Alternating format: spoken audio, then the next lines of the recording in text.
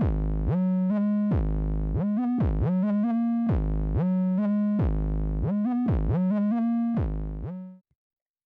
right, all right, all right. This guy, I've been trying to track him down for a little bit, but he's a busy guy. Listen, busy guy. But I'm happy to have him on. Another episode here, Chainlink Sports. Today we have Tommy Hatton, former offensive lineman at UNC, and now he is the co-founder of Learn to Win Sports. So, Tommy, thank you for taking the time out of your day to come on here. Yeah, Nico, it's a pleasure to be here. A beer Fidelis for life. Gotta love this good connection. So excited to Absolutely, be man. on and fired up to be here. Thank you, dude. Thank you. So, what I want to know is that you've had a pretty interesting career in football and now your post career, but we'll kind of start from the beginning and work our ways up. So, just I want to know your favorite memory from your playing days, whether that's before high school, or in college. I feel like the memories at St. Joe's were like monumental. I mean, just winning 3 state championships, being on 2 number 1 teams. Oh, that's right. You were part of the three-peat, yeah. Yeah, and that's so awesome. Great guys we played with. Beating Bergen Catholic when they missed that field goal was insane. I was on the field for that. I don't know. There's just a bunch. But then in college, I mean, beating Florida State on the road in Tallahassee down there was incredible. Running out in the Georgia Dome. I don't know. Football just brings you all over the place. Playing in the Under Armour All-American game in high school, going out to the Nike World headquarters in Beaverton, Oregon. I think the cool thing with football, it opens so many doors. You see so many different places, meet people from so many different walks of earth. So, I mean, I have so many great memories inside of football. And obviously the teammates were the best part, the people I got to meet and just be around every day. That's what made, football so amazing for me. Yeah. So we'll kind of get back to, the people in football and how that's kind of helped you in your post-playing career. But so a little background on you, and, you'll talk about this too, but you had a total of 4 concussions, right? Yes, sir. So that was the reason why you had to stop playing. So I want to know, what was going on in your mind when you had to decide whether to continue playing or stop playing? And then I want to know if you had aspirations to go to the NFL. Yeah, I mean, it was my goal since I was a little kid to play in the NFL. When I was I think a freshman in high school, I wrote a little posted over my bed, block letters that said I'll play in the NFL. I wanted it more than anything. Started as a redshirt freshman for UNC, so I felt like I was on pace. And then, yeah, I mean, that was the goal. I didn't really know very much besides football, besides training. So, when football was in jeopardy, when I met with the doctors and they're like, hey, you shouldn't play anymore. I mean, it was the scariest moment of my life because it's kind of like, well, I put all my eggs in one basket, so yeah, it was pretty alarming, and I really didn't know what else to do. And when I finally made that decision to stop playing, I met with some of the best doctors in the world, and they were telling me, it'd be suicide to keep going. I had to listen to them. I was definitely like, man, what am I doing next? Like, I didn't really know, and it was definitely scary. But I think, a lot of those lessons that I learned in football just really helped me get to where I am today. It's still got a long way to go, but really just, have opened up the doors, I think, for me. Yeah. So I think I have a lot of respect for you in that regard. Like, it takes, courage. Even a doctor saying, it's almost like suicide, like, to keep playing, like, when you play sports for so long and when you played it at the level that you did, at a very high caliber school at UNC, like, it's all almost, because you put so much time and effort into it. Yeah. And so what I'm trying to get at is like, just kudos to you to really, recognize, how serious the situation was and to really be thinking about your future instead of like thinking about, the present moment or even like the next 5 years. Like, you're really looking down the road. I think that's important. Yeah, I think the biggest thing is just like, after you're done playing football, whether you play, you just playing college, don't make the league, you play in the league for 4 or 5 years, you play in the league for 15 years, you still have a life to live, So Yeah. It's kind of like, how many more hits am I really going to be able to take, At some point, it's like, man, they're going to add up and I'm going to be not functioning when I'm 40. And then it's like, all right, no one cares at that point. It's like, so what'd you play a couple more years of football? It's like, your life sucks at that point. So it's kind of, you got to take things into perspective. But, it wasn't – again, I'm thinking coming in from a way more rational standpoint now. But, at the time, it was definitely a really hard decision. Right. So now, kind of like I mentioned before, what did you learn from football that has helped you in your career, in your post playing days, or maybe was it lessons you learned, or was it the people that you've met that have helped you meet some people or open some doors? What has it been? I think a collection of everything you said. I think playing football teaches you a lot of like how to work hard, how to be around people, how to be a good teammate, how to really collaborate with all different people from different walks of earth. I don't think any like atmosphere besides the game of football or really the military really prepare you for being around just so many different people. Yeah, And I'm fortunate for that because it's given me such a perspective on the world and just really seeing how things go around. But I mean, I don't know. I think it's a testament, learn to win. It's kind of focused in football, especially like for me, that's my role. So I think obviously I've made a lot of connections just playing this game, being recruited, going to the opening. I've networked, I've met a lot of people. And so it's definitely opened some doors. But I think more so it's a testament to the vision of Learn to Win, where we're going, our platform, our tech, and just how we let coaches really communicate and teach their players when they can't physically be with them, and really bringing in cognitive science and e-learning and applying the best in those disciplines to the game of football, and not just football, the United States military and now enterprise clients as well. So okay, it's been awesome. But again, it's been a collection of hard work, collection of networking. But no substitute for hard work. Really, you put your head down. absolutely.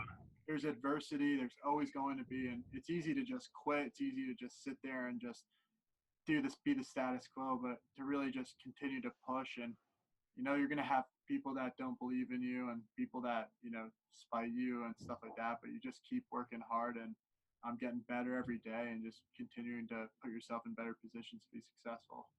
Definitely. So you kind of mentioned it a little bit before, but just tell me what Learn to Win Sports is, and maybe how it started, how you guys have progressed, and what's your overall mission for Learn to Win. Yeah, so Learn to Win, we're interactive micro learning platform. And what micro learning is, again, is a breakthrough in cognitive science and e learning. It's about being able to break down information into digestible bite sized chunks for your athletes. So there's two sides of our Learn to Win platform. There's the player learning side. So that's where players will come in and take the interactive lessons and quizzes. They'll do that through their phones, tablets, computers. And then there's the admin side. So that's where coaches or military instructors or enterprise folks will come in and create the content, and they're able to create these pedagogically sound micro learning lessons almost as easily as they would create a PowerPoint. And that's kind of what Learn to Win is, and it allows. Our platform's all about 3 to 5 minute digestible bite-sized chunks, not these long hour-long modules that no one can pay attention to. You're able to show a picture, show a video, then ask them a quiz question, and get real-time data and analytics into exactly the pain points that your group's struggling with. What are they understanding? What are they not? So when you meet with them, you're able to really go through that material, not go through everything and the information go in one ear out the other. You're able to focus in, really address the issues, and put your players or military pilots or folks in BMW, manufacturing, in better positions to be successful. The genesis of the idea came when Sasha and Andrew, my two partners, Sasha walked onto the men's basketball team at UNC. Really smart guy, just graduated Stanford Business School. Really struggled to learn his playbook. And he asked his coach for extra reinforcements at UNC, and they gave him handwritten notes by Dean Smith. And so he was studying those notes. And Andrew, our other partner, our CEO, founder, he's like, man, what if we took the best in e-learning and cognitive science, because he had been with Coursera and Quizlet, and applied it to sports as a way to be able to teach. So they kicked the idea for 2 years. Sasha went to work for McKinsey. Andrew went to work for African Leadership University. They both got into Stanford, and they're like, okay, let's do this full time. And they knew basketball and they knew education, but they thought there was a real need in football. And we got connected through a mutual friend, and they said, hey, we have this idea we want to start. And they Right. brought them onto the team. And so we didn't have a product or anything, and we started it kind of from the ground floor. And now we're a little bit over 2 years into it, just that about 2 years, and Right. we'll work with about 100 teams, some of them being the Carolina Panthers, Georgia, Baylor, Ole Miss, Michigan So State. it's just like in terms of teams, like this is like so like for football, like it's kind of helping the players understand the playbook a little more. Is that kind of how they're like using it for their Yeah, teams? So right now, yeah, it's a great way to be able to teach playbooks to really break down schemes. So instead of giving them these like stagnant diagrams, you can introduce a play, kind of show a diagram, put coaching notes. Then on the next slide, show a video, then quiz them. I mean, really break down this information instead of giving them like 900 pages of PDFs that are Right, right. more interactive.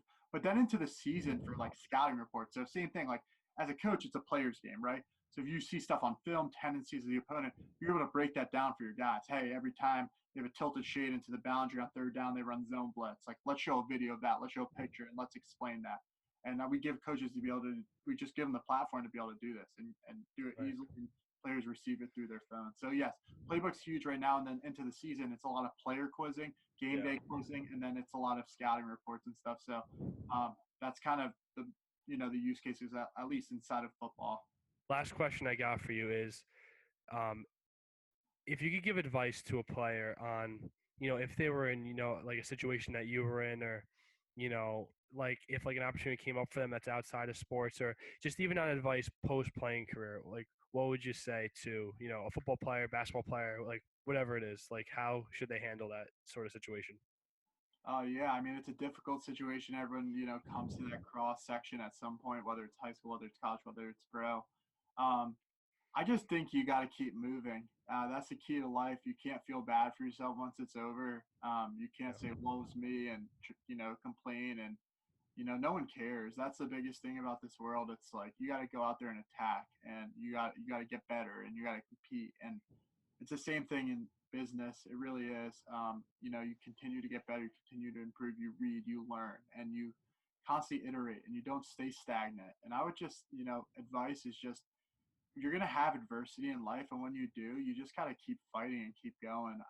That's kind of what I've like learned, and I try to envision. And obviously, I'm not perfect with that sometimes, but I just think I just put my head down and I work, and I have a great team that I'm surrounded by. I learn to win, which I'm so fortunate for. But we all really want to. You asked before about the question, what is the overall mission at Learn to Win? And we really want to we really just want to make education accessible to everyone, whether that's truck drivers in Eastern North Carolina, whether that's the Carolina Panthers, whether that's the military. Everyone should have the right to be good at their job and really, strive to have the resources to help them put them in the best positions. We think Learn to Definitely. really do that and really democratize education inside of a tool in a really great way and really, drive the way people learn. So I, again, find another key advice I would say is find what you love, like find what you love to do. Like you're chasing your dream, like, bro, that's awesome. And that's why I wanted to come on here because really I'm chasing my dream too. I'm a long way from where I want to get to, but you got to start. You just got to go for it and take chances and take risks and Definitely. work hard. So I know that was kind of a long-winded answer, but No, it's perfect. That yeah, was great.